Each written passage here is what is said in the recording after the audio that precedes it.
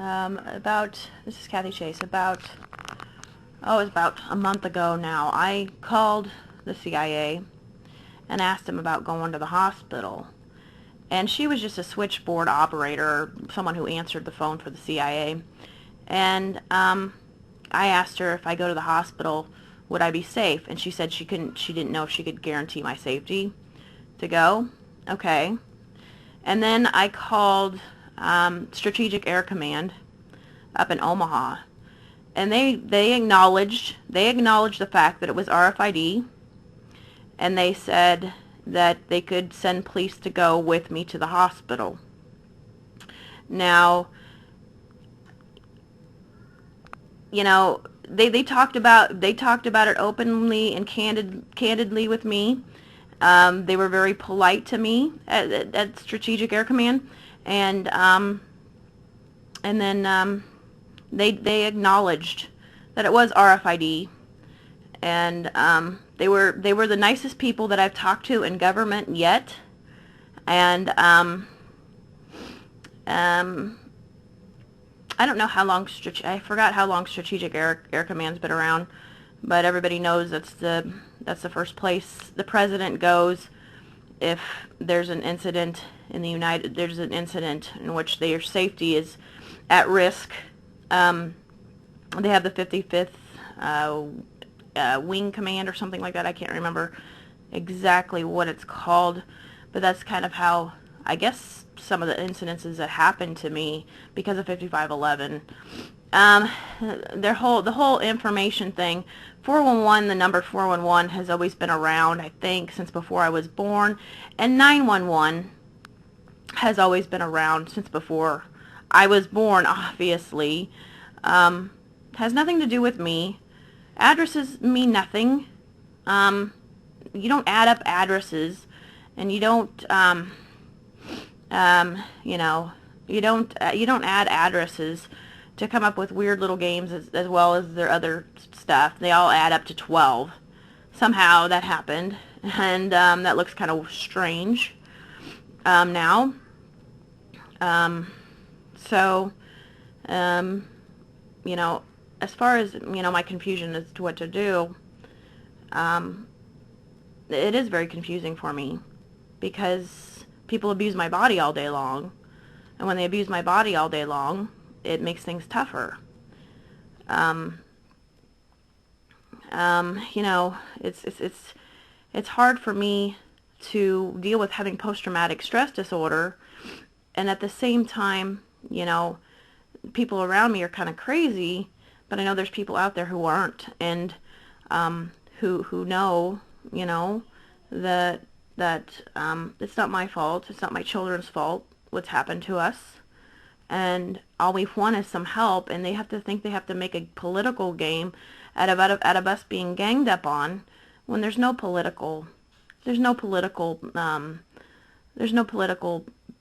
argument here. When you see all the evidences, there's none. And colors? What do colors mean? Colors mean nothing. Other than you have like a leap year, and Kermit the Frog did rainbow connections. There's another Froggy radio station on 44th, and then you know, certain weird number, their little game of calculations, which has nothing to do with anything other than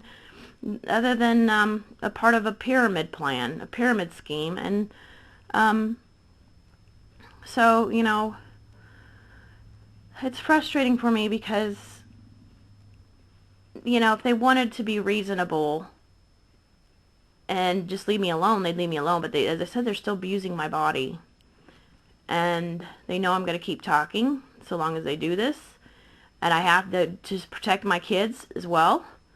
And so I'm just doing what I'm trying to do to survive. And I'm not your little diversion around the corner game, because diversion theft is illegal. Planning diversions is illegal. And diversion theft is illegal. And I don't, you know, just because I took a stop traffic class twice in my life, I have all 12 points on my license, and I wouldn't want to give you more ideas to try to create problems for me in my life, but, you know, because you've already created enough intentionally. So, you know, there's so much more evidence out there that people have not acknowledged or looked at, or the fact that I haven't, you know, talked about it on recording, but I've put it on blogs, and I don't know how many blogs of mine from the beginning have been corrupted, but because I can't check them, I can't keep up with that. I'm trying to manage being a mom and survival and watching over them, and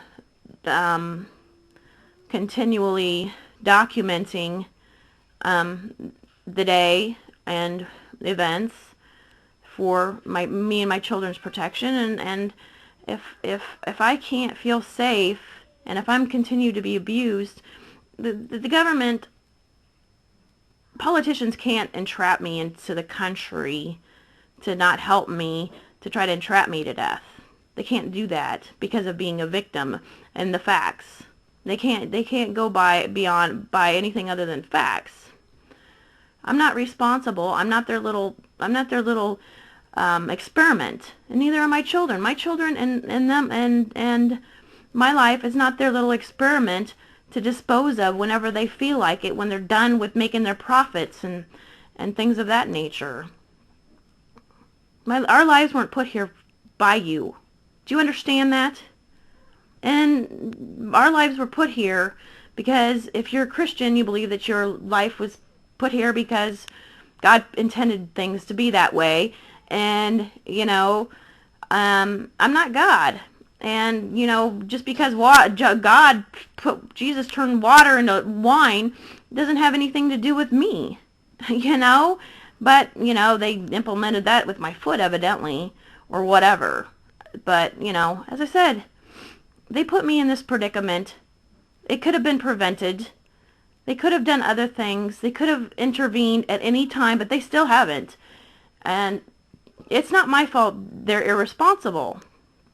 As I said, me and my kids are harmless. We've never hurt anybody, and we've never killed anybody.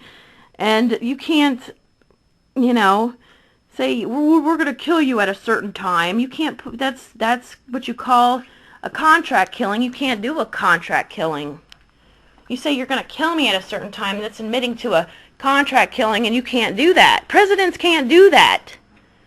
You can create some sort of contract killing before your presidencies and say, oh, well, we're going to do that.